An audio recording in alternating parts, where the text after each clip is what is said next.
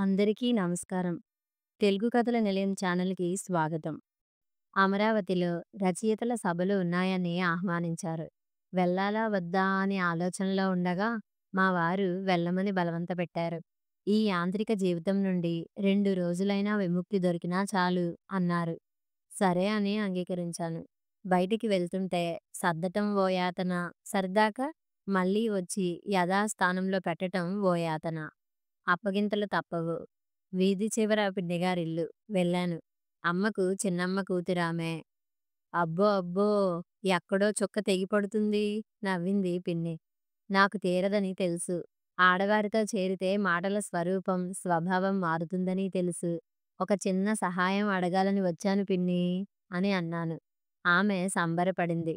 వచ్చినప్పుడు ఒక cup tea ఇవ్వటం తప్ప మేము నీకు చేయగల సహాయం ఏముందే తల్లీ అన్నది పిన్ని. ఆమెకు నాకు సహాయం చేయాలని ఉంటుంది. పిండి వంటల్లో అతిథులు వచ్చినప్పుడు పిలిచి సహాయం చేయించుకోవాలని ఉంటుంది. నా పరిధి నాకు తెలుసు. ఇచ్చి పుచ్చుకోటాలుండాలి. నాకు వెళ్ళి సహాయం చేసే సమయం లేదు. చెయ్యలేను. అలాంటప్పుడు అడగటంలో అర్థం లేదు. నేను అమరావతి వెళ్తున్నాను పిన్నీ. ఈయన ఎక్కడో ఒక చోట తింటారు. మా మామగారికి హోటల్ తిండి పడదు. పనివాడికి చెయ్యటం రాదు. కాస్త రోజూ కూర పంపించు. ఒకసారి వెళ్ళి ఇల్లు చూసుకో అన్నాను. అంతకంటేనా? అవును అమరావతి వెళ్తున్నావు కదూ! దారిలోనే సుగుణ ఉందే వెళ్ళి చూసిరా అన్నది. వీలుంటే తప్పక వెళ్తాను పిన్నీ అన్నాను. వీలు గీలు ఏం లేదు. వెళ్ళాల్సిందే. అంత దూరం వచ్చి ఇంటికి రాలేదంటే బాధపడుతుంది అన్నది. తప్పక వెళ్తాను పిన్నీ అన్నాను. నిజంగా అందరూ నన్ను అభిమానిస్తారు ఆ ఇంట్లో. అందరిలో సుగుణకు నేను అంటే వల్లమాలిన అభిమానం. సుగ్గీ సుగ్గీ అంటూ ఏడ్పించేదాన్ని. దాని పెళ్లి కూడా తిరుపతిలో అయింది. నేను వెళ్ళలేకపోయాను. నేను వెళ్తానో లేనో అని అనుమానం కాబోలు. పిన్ని దాని పెళ్లికి చేయించటానికి వీలు కాలేదట. గొలుసులోకి జంట పావురాలు లాకెట్టు చేయించింది, ఇచ్చింది. అన్నీ తీసుకొని ప్రయాణమయ్యాను. అమరావతిలో సభలు చక్కగా జరిగిపోయాయి. మ్యూజియం చూసి విజయవాడ బయలుదేరాం. అప్పుడు సుగుణ గుర్తుకు వచ్చింది. నేను రేపు వచ్చి మిమ్మల్ని కలుస్తానండి. నా కూడా వచ్చిన కార్యకర్తలతో చెప్పి సుగుణ ఇంట్లోకి వెళ్ళాను. సుగుణ సంతోషం ఎంతా అంతా కాదు. తనిల్లు తరించిపోయినట్టు చేసింది. సంతోషంగా కబుర్లు చెబుతూ కాఫీ, పలహారాలు ముగించాము. అమరావతి ఎలా ఉంది? అన్నీ ఊళ్ళల్లా అది పాడు బీడు కొడుతుంది. కాకపోతే కృష్ణానదిని చూస్తుంటే మాత్రం థ్రిల్లింగ్‌గా ఉంది అన్నాను. పుష్కరాలప్పుడు గెస్ట్ హౌస్ కూడా కట్టారట. గెస్ట్ హౌసులు, గుళ్ళు బాగానే ఉన్నాయి. నేను ఎక్కువగా ఊహించినందువల్లనేమో అంతగా థ్రిల్లింగ్‌గా లేదు అన్నాను. మా వారైతే పడవ ప్రయాణం భలే ఊరిస్తారక్కాయ్. మా వారిని చూడలేదు కదూ! క్యాంప్‌కెళ్లారు అక్కయ్య అన్నది. అతను ఏదో పేరు మోసిన చార్టర్డ్ అకౌంట్స్ ఆఫీసులో పనిచేస్తున్నాడట. చిన్నప్పటిలాగే పోట్లాడుతుంటావా మీ ఆయనతో? అబ్బా! కానీ మా ఆయన చాలా మంచివారక్కయ్య. అసలు నాకు కాస్త శ్రమ కలిగితే ఓర్చుకోలేరు అన్నది. అరమోడ్పు కన్నులతో నేలచూపులు చూస్తూ. కంగ్రాచ్యులేషన్ అన్నాను. థాంక్స్. వసంత గుర్తుందా అక్కా? నీ క్లాస్‌మేట్ కదూ! అవునక్కయ్య. ఈ ఊళ్ళోనే ఉంది. అందగాడని, ఆడుతాడు, పాడుతాడని మోజుపడి చేసుకుంది. ఇప్పుడు అనుభవిస్తుంది. అతను ఒట్టి తిరుగుబోతుట అన్నది. సుగ్గీ, ఆడేవారు, పాడేవారు మాలాంటి వారం కాస్త స్వేచ్ఛగా తిరగవలసిన అవసరం ఉంటుందే. అంత మాత్రాన క్యారెక్టర్ లేనట్టా? అన్నాను నవ్వి. అమరావతికి వచ్చిన వారిలో ఎక్కువ మంది రచయితలే. ఒకరిద్దరు రచయిత్రులున్నారు. అంత మాత్రాన తిరుగుబోతులనుకుంటే ఎలా? భర్త వెళ్ళిన ప్రతి చోటుకు భార్య, భార్య వెళ్ళిన ప్రతి చోటుకు భర్త వెళ్ళలేరు. అబ్బా! నీకు తెలియదక్కా! విజయవాడ రేడియో స్టేషన్‌లో గర్ల్ ఫ్రెండ్ ఉందట. బయట తిరిగే మగవారిలో అలాంటి శాతం ఎక్కువ. నువ్వు మనిషిని బంధించగలవు గాని మనసుని కాదుగా! అమ్మో! అలాంటి భర్త నాకు దొరికితే భయంగా చూసింది. ఏం చేస్తావ్? చూసి చూడనట్టు ఊరుకుంటావ్ అన్నాను ఆవులిస్తూ. నువ్వు మరీ తప్పుగా అంచనా వేస్తావు. అసలు ఎంగిలికూటికి ఆశిస్తానా? మా వారిని చూస్తే అలా అనవు అన్నది. ఎంగిలికూటికి ఎవరూ ఆశించరే. పరిస్థితులకు లొంగిపోతారంతే అన్నాను ఆవులిస్తూ. పరిస్థితులు నాకు మాత్రం రావు. వసంత విషయం ఆయనతో చెప్పినప్పుడు ఏమన్నారో తెలుసా? ఏమంటారు? అలాంటి మగాడిని షూట్ చెయ్యాలంటారక్కా. అదో బలహీనత. బయట తిరిగే మగాడికి సవాలక్ష అలవాట్లని మగాడు సరిపెట్టుకుంటాడులేవే. అంతా కాకపోయినా ఎక్కువ శాతం మగవారు వీధిలో కృష్ణయ్యలే అన్నాను. నయం అందరూ అనలేదు. నేను పడుకుంటే వచ్చి నా ప్రక్కన కూర్చుంది. ఏమో చెప్పాలని తెగ సిగ్గుపడిపోయింది. ఏమిటే? అన్నాను ప్రోత్సాహంగా. మా వారింట్లో చాలా స్ట్రిక్ట్ అట అక్కయ్య. సినిమా చూసి, పుస్తకాలు చదివి దాంపత్యం అంటే ఇలా అని నేనైనా కొంత ఊహించి గ్రహించాను గాని, ఆయన ఒట్టి బుద్ధవతారం అనుకో అన్నది ముసిముసిగా నవ్వుతూ. భర్తతో పంచుకున్న ఏ సంఘటన గుర్తుకు వచ్చిందో ఏమో పిచ్చి పిల్ల అనుకున్నాను. నాకు నిదుర ముంచుకొస్తుంది. గెస్ట్ హౌస్‌లో వసతిగా ఉన్న కొత్త ప్రదేశం కావటం వల్లో ఏమో నిద్ర రాలేదు. సుగుణ ఇల్లు కొత్త ప్రదేశం అయినా నిదుర ముంచుకు వచ్చింది. సుగుణ వాళ్ళ ఆయన మంచితనం గురించి, అతను తనను ఎంత ప్రేమగా చూస్తాడో చెబుతుండగా నేను గాఢ సుషుప్తిలోకి జారిపోయాను. పువ్వులు వెదజల్లినట్టు మెత్తని నవ్వులు దగ్గరలో వినిపించేసరికి ఉలిక్కిపడి కళ్ళు విప్పాను. గదిలో ఒక మూలపున్న బీరువా దగ్గర పురుషుడు చొక్కా విప్పుతున్నాడు. ప్రక్కనే సుగుణ నిలబడింది. అక్కయ్య లేస్తుంది. అబ్బా! ఏమిటోయ్ అక్కయ్య అక్కయ్య అంటూ భర్తను మర్చిపోయావా? అబ్బా! అది కాదండి. పాపం పరాయి చోటు 2 రోజులుగా నిద్రపోలేదట. నీకోసం నేను అంత దూరం నుండి వస్తే అబ్బా! ఊరుకుందురు. ఇద్దరూ బయటికి వెళ్ళాక లేచాను. ఆవులిస్తూ బయటకు వచ్చాను. మీ మరిది వచ్చారక్కా! స్నానం చేస్తున్నారు అన్నది. చిన్నగా నవ్వాను. ఇదిగో నా కోసం తెచ్చారు పువ్వులు అన్నది సంబరంగా. నాకు సంతోషంగా ఉంది. సుఖ సంతోషాలు బంగళాలలో, పట్టుచీరలలో లేవు. అనుభూతులలో అనుకున్నాను. నువ్విలా రా అక్కయ్య ముగ్గురం భోజనం చేద్దాం అన్నది సుగుణ. దాని కళ్ళు ఆనందం అంచులు మించేమో తళతళలాడుతున్నాయి. అలాగే అన్నాను. గదిలోకి వచ్చి చెదిరిన జుట్టు సరిచేసుకున్నాను. నేను ఇటు తిరిగేసరికి సుగుణ దాని భర్త నిలబడి ఉన్నారు. మా పెద్దమ్మ కూతురు రచయిత్రి అని చెప్పాను. మా వారు మూర్తిగారక్కయ్యా అన్నది సుగుణ. నవ్వబోయి ఆశ్చర్యంగా చూశాను. అతని పని అంతే అయింది. మీరు కృష్ణ కృష్ణ అన్నాను. అవునక్క కృష్ణమూర్తి గారే. ఆ పేరుంటే కృష్ణుడి బుద్ధులు వస్తాయని మా మామగారు మూర్తి అని పిలవమని అన్నారు. గలగల నవ్వింది సుగుణ. వెంటనే నవ్వాపింది. మా వారు నీకు తెలుసా అక్కయ్యా? ఎప్పుడో చూశారు. మీ బావగారి బడిలో కొన్నాళ్ళు నేను డ్రిల్ మాస్టారుగా పనిచేశాను. అయినా భోజనాల వద్ద సోది ఏమిటి సుగుణా? వడ్డించు అన్నాడు మూర్తి. అతని కంగారు అర్థమైపోయింది. అవునే మా పెళ్ళైన కొత్తలో అనుకుంటాను. మీ బావగారప్పుడు ఏదో తాలూకా హెడ్ క్వార్టర్‌లో పనిచేసేవారు. అక్కడ చూశాను అన్నాను. అదా! అదేమిటండి టీచర్‌గా చేశానని ఎప్పుడూ అనలేదు అన్నది సుగుణ. దాని ప్రశ్న క్యాజువల్‌గా వచ్చింది. కానీ ఆ పుణ్యపురుషుడు కంగారు పడిపోయాడు. అబ్బే టీచర్‌గానా? ఆ వృత్తి అంటే నాకు ఎలర్జీ. అప్పుడెంత 10వ తరగతి పాసయ్యి ఊరికే ఉంటే డ్రిల్ మాస్టరుగా టెంపరరీగా అపాయింట్ చేశారంతే కదండీ! అన్నాడు. అవునవును అన్నాను. అతను ఆరాటంగా సుగుణను కంగారు పెట్టి భోజనానికి కూర్చున్నాము. భోజనాలు అయినంతసేపు అతను పరాకుగా ఉన్నాడు.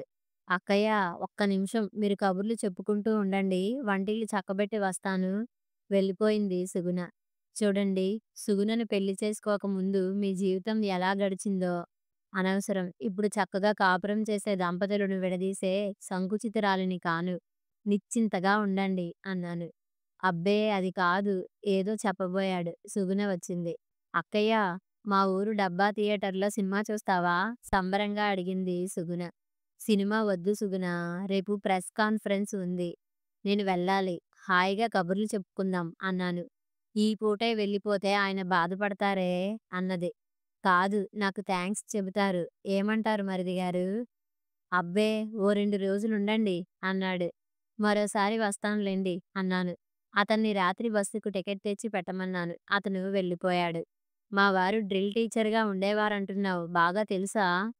చూశానంతే. అప్పుడు నేను వయసులో ఉన్నాను కదా! అన్నాను. అది ఎంత అసందర్భమో నాకు తెలుసు. అక్కయ్య నువ్వేం అనుకోకే. ఈ వారపత్రిక తిరగవెయ్యి. 5 నిమిషాలలో వచ్చేస్తాను. మా మహిళా మండలికి నిన్ను పిలుద్దామనుకున్నాను. నువ్వేమో వెళ్ళిపోతానంటున్నావు. నా దగ్గర ఫ్రెండే కనకదుర్గ. వెళ్ళి చెప్పొస్తాను అన్నది. వెళ్ళు అన్నాను. ఒక్కసారి నా ఆలోచనలు 8, 9 సంవత్సరాల వెనక్కు వెళ్ళాయి. మా వారు పెళ్లి కాగానే తను పనిచేస్తున్న తాలూకా హెడ్ క్వార్టర్స్‌కు తీసుకువెళ్లారు. అక్కడ అందరిలోకి మా ఇల్లే పెద్దది. దాదాపు టీచర్లంతా వచ్చేవారు. హెడ్ మాస్టారు ఓ రోజు వచ్చాడు. "ఎలా వాసు, ఈ కృష్ణతో వేగలేకపోతున్నాను. ఇది కో ఎడ్యుకేషన్ స్కూల్ అని మర్చిపోతే ఎలా?" "మళ్ళీ ఏమైంది సార్?" "10వ తరగతిలో రమణు ఏమో అన్నాడట. రేపు నేను మందలిస్తాను." మా వారు హామీ ఇచ్చారు. టీ తాగి హెడ్ మాస్టర్ వెళ్ళిపోయారు. "ఎవరండి ఈ కృష్ణ?" అన్నాను. "మా school drill master Kranthi. Matric 3 సార్లు తప్పాడట. డ్రిల్ మాస్టరుగా పంపాడు.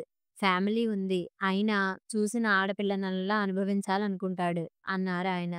ఆ విషయం మర్చిపోయాను. ఈయనగారు స్పోర్ట్స్ అంటూ, ల్యాబ్ వర్క్ అంటూ 6, 7 గంటలకు వస్తారు. ఇంట్లో విసుగనిపించి ఇంటివాళ్ళ కోడళ్ళు, కూతురు వెళ్తుంటే గుడికి వెళ్ళాను. నిలువవే వాలు కనుల దానా అంటూ పాట వినిపించింది. పాడు సన్నాసి అనుకుంటూ వాళ్ళు హడావిడి పడిపోయి నడక వేగం హెచ్చించారు. ఎవరు? అన్నాను. వాడే కృష్ణగాడు టీచర్. నాకు కుతూహలం హెచ్చింది. త్వరగా వెళ్ళాలని పట్టుబట్టారు. తల ఎత్తి చూశాను. ఇద్దరు యువకులు నిల్చున్నారు. ఒకతను నేను చూడగానే కాలరెత్తాడు. నాకలాంటి వారిని ఏడిపించడం సరదా. ఇలా వస్తారా? చప్పట్లు కొట్టాను. ఇంటివారి కోడలు భయంగా చూసింది. నన్నేనా? నీరు కారిపోతూ వచ్చాడు. ముగ్గురు కాదు, నలుగురం ఉన్నాం. ఎవరివి వాలుకనులు? అన్నాను. ఆ వెంట ఉన్న మరో యువకుడు పరుగున వచ్చి చెవిలో ఏదో చెప్పాడు. వాసు మాస్టారి భార్య అనటం వినిపించింది. అతను ఏమనుకున్నాడో ఏమో నా వంక యగాదిగా చూసి వెళ్ళిపోయాడు. వెంట ఉన్న అతను పరుగులే పెట్టాడు. చూసారా, మగాడిని చూసి నీరుగారిపోతూ సిగ్గులు మొగ్గలైతే ఇలాగే ఉంటుంది అన్నాను కాస్త విజయగర్వంతో. తప్పు నాది కాదు, ఆ వయసు అలాంటిది. అందరం ఇంటికి వచ్చాము. ఈ విషయం ఆయనతో చెబితే బావుంటుందా అని. అవసరం అనుకుంటే చూద్దాం అనుకున్నాను. ఆ రోజు వారు 11కి వచ్చారు. నిదురు కళ్ళతో వడ్డించి పడుకున్నాను. మర్నాడు లంచ్ అవర్‌లో వచ్చారు. వస్తూనే పకపకా నవ్వేశారు. క్రాంతి, నువ్వు ఈ ఊళ్ళో బాయ్ ఫ్రెండ్స్‌తో విచ్చలవిడిగా తిరుగుతున్నావని నాకు రిపోర్ట్ వచ్చింది. ఈ రోజు నుండి నా మీద సీఐడీలను వెయ్యండి అన్నాను. వాడి చెంప పగలగొట్టి ఉండేవాడిని. మళ్ళీ నిన్నేమైనా అంటాడని ఊరుకున్నాను. ఈడియట్. పెళ్ళాం ఉంది, కూతురు ఉంది, పాడుబుద్ధులు అన్నారాయన. అసలు ఏం చెప్పాడు? వాసుగారు, మీరు చాలా ఫార్వర్డ్. మీరిక్కడ పనిచేస్తుంటే మీ భార్య బాయ్ ఫ్రెండ్స్‌తో తిరుగుతుంది అన్నాడు. నాకు ఒళ్ళు మండింది. మనం రోజుకో గర్ల్‌ని వెతుక్కోవటం లేదు, అలాగే వాళ్ళు అన్నాను. ఈ విషయం అందరితో చెబుతాడేమో. వాడి ముఖం, వాడి మాట నమ్మేదెవడు? తప్పు చేసిన వాడిని ఇంకా తప్పులోకి తొయ్యవద్దని నేను మాట్లాడతాను. ఎవడూ మాట్లాడడు అన్నారు. ఆ విషయం మర్చిపోయాను. శుక్రవారం 10 గంటలప్పుడు స్కూల్ అటెండర్ ఎల్లయ్య వచ్చాడు. అమ్మా అమ్మా, కృష్ణ మాస్టారు ఫ్యామిలీ వస్తుంది. ఫ్యామిలీ అన్నాడు. నాకు కుతూహలం పెరిగింది. ఈ అల్లరి కుర్రాడికి ఎలాంటి భార్యో, ముక్కుకు తాడేస్తుందో ముగ్ధురాలో అనుకున్నాను. ఎదురు వెళ్ళాను. ఒక 40 ఏళ్ల ఆవిడ, ఆవిడ వెంట లంగా ఓణి వేసుకున్న 12 ఏళ్ల అమ్మాయి వచ్చారు. అమ్మాయి కృష్ణకు ఈడు జోడు బాగానే ఉంది. ఇంకా బాల్య వివాహాలు అమలులో ఉన్నాయి కాబోలు అనుకుంటూ ఎదురు వెళ్ళి చాప వేసి ఆహ్వానించాను. మా వారు మరీ మరీ చెప్పారు వాసుగారి భార్యను పేరంటానికి పిలవమని. పెద్దావిడ బొట్టు పెట్టింది. మీరు కృష్ణగారి భార్యను. ఇది మా అమ్మాయి. వరలక్ష్మి వ్రతం తప్పక రండి అన్నది. గోడని ఆనుకుని నిలబడవలసి వచ్చింది. కృష్ణ భార్య, కోర మీసాలతో కుర్రాడిలా కనిపించే కృష్ణ భార్య. కొందరు వయసు దాచుకుంటారేమో. తప్పక రావాలక్కయ్యా. ఆ పిల్ల నా చేయి పట్టుకుంది. తప్పక వస్తాను. కూర్చోండి, టీ తాగి పోదురుగాని అన్నాను. వద్దమ్మా, ఇంకా పిలవాలి అన్నదామె. ఆమె పేరు మంగలట. అమ్మాయి పేరు శర్మిష్ట. నేను తేరుకోవటానికి చాలాసేపు పట్టింది. ఆ విషయం మర్చిపోదాం అనుకుంటుండగా సాయంత్రం కృష్ణ అమ్మాయి వచ్చింది. మీకు మా ఇల్లు తెలియదని వచ్చాను అన్నది. తప్పదని తయారై వెళ్ళాను. అంతా పెద్దవారే ఉన్నారు. ఆ వీధిలో బ్రాహ్మణులు ఎక్కువ ఉన్నట్టున్నారు. అందరూ గుంటూరు చీరలు కట్టుకొని చక్కగా ఉన్నారు. అందరిలో కాస్త ఫ్యాషన్‌గా నేనే కనిపించానేమో. అందరికీ నేను ఒక వింత పదార్థంలా ఉంది. ఒక పాట పాడు అంటూ తలా ఒక ప్రశ్న వేశారు. నేను వెళ్తానండి. లేచాను. ఈ స్త్రీ శక్తిని తట్టుకోవటం కష్టం అనిపించింది. వాసుగారిది మీ కులమేనా? మీది ప్రేమ వివాహమా? పెద్దలు కుదిర్చిన పెళ్ళా? మీ ఆయన కాస్త ముదురు. అమ్మ నాయనోయ్! అందుకే లేచాను. వీర నారీమణి అంటూ అంతరాత్మ హేళన చేసింది. అబ్బా! ఉండండి. వారితో మాట్లాడాలి. మీరు చాలా అదిట. ఏది? అన్నది. సోషియల్ కూతురు అందించింది. అమ్మ బాబోయ్! మరో బాంబా? చీకటవుతుంది నేను వెళ్ళాలి అన్నాను ఖచ్చితంగా. ఆవిడ అయిష్టంగా లేచింది. తాంబూలం ఇవ్వకున్నా వెళతారా? అడిగింది మంగళ. ఆలస్యం అవుతుంది వెళతాను. వరలక్ష్మి వ్రతం చేశాక తాంబూలం తీసుకోందే వెళ్ళకూడదు. అరిష్టం. నాకా నమ్మకాలు లేవు. లేచాను.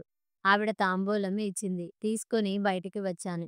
అక్కడ స్త్రీలంతా అలా ప్రశ్నించారంటే ఏదో బలమైన కారణం ఉండి ఉంటుంది. ఆలోచిస్తూ ఇంటికి వచ్చాను. ఆ చుట్టుపక్కల పేరంటాలు పిలవటంతో ఆనాటి విషయం మర్చిపోయాను. 3 రోజుల తరువాత మధ్యాహ్నం ఎల్లయ్య మా వారి టిఫిన్ కోసం వచ్చాడు. అయ్యగారింటికి రాలేరంటనమ్మా అన్నాడు. మీ కృష్ణ మాస్టారి భార్య ఎలా ఉంది? మామూలుగా ప్రశ్నించాను. తప్పుడు ముండా దాని పేరెత్తకమ్మా అన్నాడు. ఒక అటెండర్, ఒక టీచర్ భార్యను అలా అవమానించటం సహించలేకపోయాను. నోరు పారేసుకోకు. ఏమిటా మాటలు? అరిచాను. లేకపోతే ఏమిటమ్మా? 20 ఏళ్ల కుర్రాడికి 40 ఏళ్ల ఆడదా? పోనీ మగబుద్ధులు, మోటుబుద్ధులు అనుకుందామన్నా వాసుబాబు మీద తప్పుడు ప్రచారం. మిమ్మల్ని లేవదీసుకు వచ్చాడట. మీరు సంసార పక్షం కాదట. పకపక నవ్వాను. భలేగా ఉంది కామెంటు. నేను పెళ్ళికొచ్చాను కాబట్టి నమ్మలేదు అన్నాడు ఎల్లయ్య. ఆలోచిస్తూ ఉండిపోయాను. కళ్ళు మూసుకొని పాలు త్రాగే పిల్లి కథలా ఉంది. 5-6 రోజులకు కృష్ణ అసలు కథ తెలిసింది. ఆవిడ భార్య కాదట.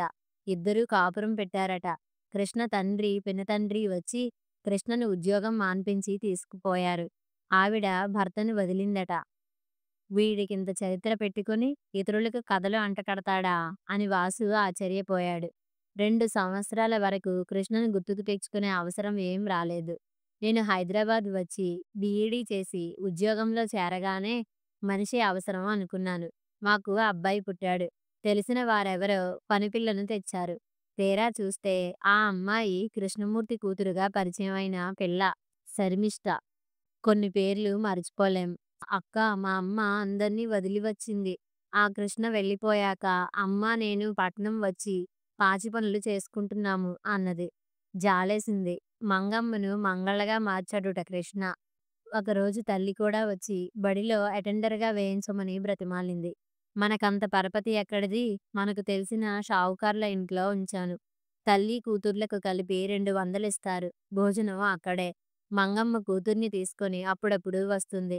అలా మర్చిపోయిన కృష్ణను కృష్ణమూర్తి రూపంలో పిన్ని కూతుర్ని చేసుకొని బుద్ధిమంతుడిగా చలామణి అవుతున్నాడంటే సంతోషమే. ప్రతి భార్య తన భర్త మంచివాడిననే నమ్మితే మంచిదే. ఆ నమ్మకమే కాపురం నిలబెడుతుంది. అనుకోకుండా కళ్ళు మూతలు పడ్డాయి. అరగంట గాఢ నిద్రలో గడిపి లేచాను. కళ్ళు కడుక్కుందామని బాత్రూమ్ వైపు వెళ్ళాను. ఆ టీచర్ భార్య రచయిత్రి అని నాకేం తెలుసు? అంటున్నాడు మూర్తి. అందుకా మీరామెను చూసి తెల్లబోయింది? ఆశ్చర్యంగా అడుగుతోంది సుగుణ. అవును సుగుణ. ఆమె గురించి నీకెలా చెబుతాను? గ్రంథసాంగురాలులే. 2 జడలేసుకుని సినిమా స్టార్ ఫోజులనుకో. అందుకే అప్పటి విషయాలు బయట పెడతానని. నీతో నా గురించి ఏమైనా అబద్ధాలు చెబుతుందేమో. ఆమె మాటలు నమ్మొద్దు అంటున్నాడు. అమ్మో! ఇక నమ్ముతానా? మీరు లేకపోతే చెప్పేదేమో. ఎంత నంగనాచి అంటున్నది సుగుణ. నేను వెనక్కు వచ్చి కూర్చున్నాను. నా గురించి ఏం చెప్పి ఉంటాడు? సుగుణ నన్ను నంగనాచి అనే స్థితికి వచ్చిందంటే ఏం చెప్పి ఉంటాడు? ఆలోచిస్తూ కూర్చున్నాను. ఇదిగో టికెట్టు. సుగుణ బస్ టికెట్ ఇచ్చింది. బస్సు ఎక్కాక కొనవలసిందే. కానీ మీ పేరు చెప్పి ఆమె కొనలేరని తెచ్చాను అన్నాడు మూర్తి. నేను మామూలుగా ఉండాలని ప్రయత్నం చేశాను. మీ ఫ్రెండ్స్ ఎవరో వస్తారన్నావు? ఇంట్లో లేరు. నిప్పుల మీద ఉన్నట్టుంది సుగుణ స్థితి. నేను టీ త్రాగేశాను. మనుషులు రాసేదానికి, చేసేదానికి సమన్వయం ఉండదు అన్నది. ఉండి ఉండి ఇదేం నాంచుడు? అయినా చిరునవ్వుతో అడిగాను. ఎవరి విషయం సుగ్గీ? ఇంకెవరు మీ రచయిత్రులు అన్నది. ఎంతమంది రచయిత్రులు నెరుగుదువు అన్నాను. జవాబు చెప్పలేదు. నేను పేపర్ చదువుతూ సాయంత్రం వరకు గడిపాను. మా ఇద్దరి మధ్య అడ్డుతెర పడినట్టు ఫీలయ్యాను. కృష్ణమూర్తి ముందే అతని విషయం చెప్పాలనుకున్నాను. పోనీలే నేను చెడ్డదాన్ని అయినా ఓ కాపురం నిలబెట్టాను అనుకున్నాను. బస్సు ఎక్కాక అసలు వాళ్ళ విషయమే మర్చిపోయాను. నా పుస్తకాలు, నా ఇంటర్వ్యూ మాత్రమే గుర్తుంది. విజయవాడలో ఒక రోజుండి ఇల్లు చేరాను. 3 రోజులకు పిన్ని వచ్చింది. "సుగుణ ఎలా ఉందే?" "సుగుణ బావుంది పిన్నీ" అన్నాను. "అక్కడ ఉండి భోజనం చేశానని చెప్పాను." "ఏమోనే అమ్మా! దూరం సంబంధం. పెళ్ళయి అది కాపురానికి వెళ్ళాక తెలిసింది. అల్లుడు గ్రంథసాంగుడని, దాన్ని ఏం బాధలు పెడుతున్నాడోనని" అన్నది పిన్ని దిగులుగా. "కుర్రాళ్ళు తెలిసి తెలియని వయసులో ఏమో చేస్తారు. ఎప్పటికీ అలాగే ఉంటారా పిన్నీ" అన్నాను. కంటిలో నలుసులా సుగుణ ఇంట్లో జరిగిన సంఘటన నన్ను కృంగదీస్తుంది. జనవరిలో ఇదంతా జరిగింది. ఫిబ్రవరి 2న మామయ్య కూతురి పెళ్లి జరిగింది. ఆ పెళ్లికి సుగుణ, కృష్ణమూర్తి వచ్చారు. నాతో ముభావంగా ఉంది. పెళ్ళికొడుకు మంగమ్మ పనిచేసే వారింట్లో అద్దెకుంటాడట. మంగమ్మ కూతురు పెళ్ళికి వచ్చారు. ఆమె కృష్ణమూర్తిని గుర్తుపట్టింది. ఆ రోజు రాత్రి పిన్నిగారింటికి వచ్చింది. "ఏదో మీ ఆవిడతో గుట్టుగా కాపురం చేసుకుంటున్నావు. నా దగ్గర తీసుకున్న బంగారం ఇచ్చేయి. నా పిల్ల పెళ్లి చేస్తాను" అని నిలదీసిందట. నాకు కబురు వచ్చింది. వెళ్ళలేదు. వెళ్ళినా ఏం చెబుతాం? పిన్ని, బాబాయి కూతురి కాపురం నిలబెట్టాలని మంగమ్మకు 2 కాసుల బంగారం ఇచ్చి పంపేశారు. మర్నాడు 5 గంటలప్పుడు మా ఇంటి బెల్లం మోగింది. పాలవాడేమోనని తలుపు తీశాను. మూర్తీభవించిన శోకదేవతలా ఉంది సుగుణ. "అక్కయ్యా! నన్ను నన్ను క్షమించవే" అన్నది. "నువ్వేం తప్పు చేశావే?" అన్నా. తెచ్చి కూర్చోబెట్టుకుని వేదాంతిలా నవ్వింది. ఎవరు రాశారో గాని మోసకారి కామదాసుల మాటలు నీటి మూటే అని అక్షరాల నిజం అక్కయ్యా అన్నది ఏడుస్తూ. జీవితం ఓ హరివిల్లు సుగ్గి. ఎన్నో రంగులు, ఎన్నో చిత్రాలు. ధైర్యంగా ఉండాలి అన్నాను ఓదార్పుగా. జరిగిందేదో జరిగిపోయింది. ఇప్పటికైనా బుద్ధిగా ఉంటే బావుండును. కానీ ఉంటాడా? సినిమా కాదు మార్పు అంత తొందరగా రావటానికి. సుగ్గీ! ఒక్క విషయం. పదే పదే ఆ తప్పు గుర్తుచేసి తప్పు చేయటానికి రాజబాట వెయ్యకు. ఏం జరగనట్టే ప్రవర్తించు అన్నాను. ప్రయత్నిస్తాను. ప్రయత్నం కాదు నిజంగా నువ్వలా చేయాలి. అదెంత బాధో నాకు తెలుసు. అయినా తప్పదు అన్నాను. సుగుణ కళ్ళు తుడుచుకొని వెళ్తానని లేచింది. జాలిగా చూసి సాగనంపాను. కథ సమాప్తం.